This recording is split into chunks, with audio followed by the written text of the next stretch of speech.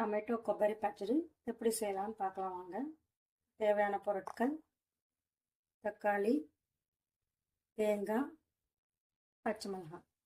இதெல்லாம் ரெடியாக பண்ணி வச்சுக்கோங்க. ஒரு கடாய் நான் ஆல்ரெடி ரொம்ப நேரம் வச்சுட்டேன் கடாய் அடுப்பில். ஸோ அதனால் எண்ணெய் காஞ்சிடுச்சு. தனியாக போட்டுங்க. தீஞ்சு போடுது. அதுக்கப்புறம் தக்காளி, பச்சை மிளகாய்,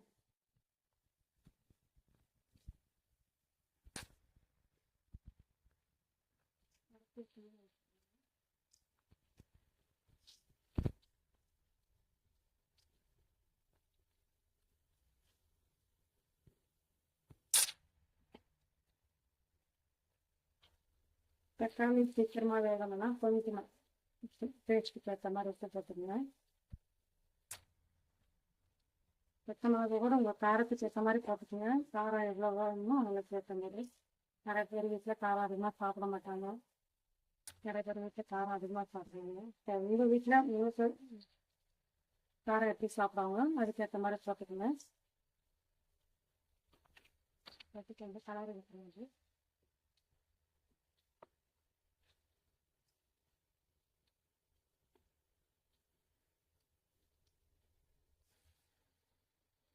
தக்காளி நல்லா வெந்துருச்சு. பச்சை மிளகாய் தக்காளியும். இப்போ இந்த இடத்துல உங்களுக்கு வேணும்னா கொஞ்சம் புளியோடு சேர்த்துக்கோங்க. நல்லாயிருக்கும் டேஸ்ட்டு.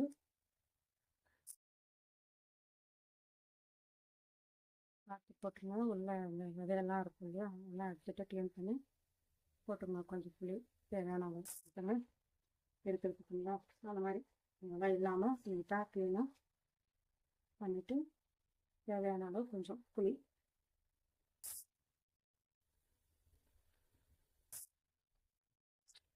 சேர்த்து கொஞ்சம் கலரிட்டு தேங்காயே அதில் சேர்த்துற விடுங்க. நம்ம கட் பண்ணி வச்சுருக்க தேங்காயும் அதில் சேர்த்துருவோம்.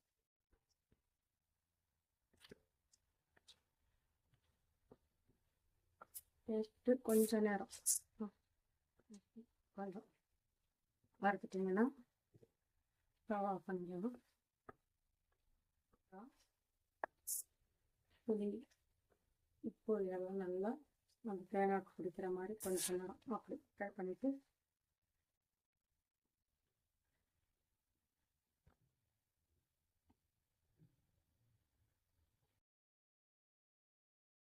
ஸ்டவ் ஆஃப் பண்ண வேண்டியது.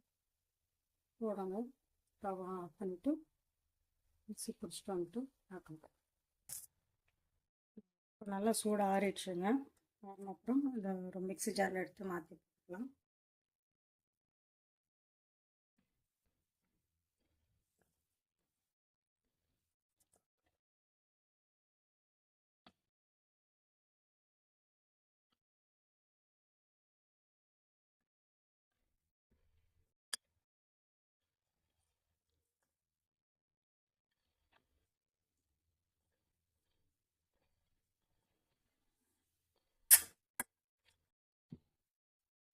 மிக்ஸி ஜாரில் போட்டாச்சு.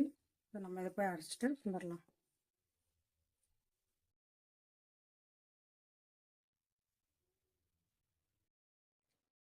மிக்ஸி பிடிச்சாச்சுங்க. மிக்ஸி பிடிச்சி இதை பாத்திரத்தில் மாற்றி போட்டுட்ருக்கேன். இவ்வளோதாங்க தக்காளி கொబ్బரி பச்சடி. கண்டிப்பாக உங்கள் வீட்டில் செஞ்சு பாருங்கள். சூப்பராக இருக்குது. இது வந்து கொஞ்சம் தக்காளி அதிகமானதுனால கொஞ்சம் தண்ணி விட்ட மாதிரி இருக்குது. நீங்கள் தண்ணி விட்டு அரைக்காதீங்க. தண்ணியே விடக்கூடாது. தண்ணி விட்டால் நல்லா இருக்காது. தண்ணி விடாமல் அந்த தக்காளியில் வர தண்ணியும் நல்லாயிருக்கும். அதுதான் டேஸ்ட் அதிகமாக இருக்கும். ஸோ நீங்கள் வீட்டில் ட்ரை பண்ணிவிட்டு எப்படி இருக்குதுன்னு சொல்லுங்கள்.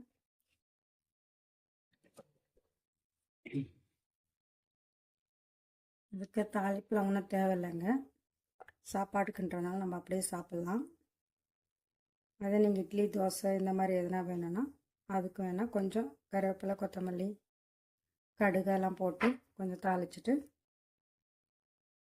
இதில் போட்டிங்கன்னா நல்லாயிருக்கும். தோசைக்கு, இட்லிக்கு. ஆனால் சாப்பாட்டுக்கு நீங்கள் இப்படியே சாப்பிட்டாலும் சூப்பராக தான் இருக்கும். ஸோ இந்த வீடியோ உங்களுக்கு பிடிச்சிருந்தா லைக் பண்ணுங்கள், ஷேர் பண்ணுங்கள், காமெண்ட் பண்ணுங்கள். மறக்காமல் சப்ஸ்கிரைப் பண்ணிக்கோங்க ப்ளீஸ். தேங்க்யூ ஃபார் வாட்சிங்.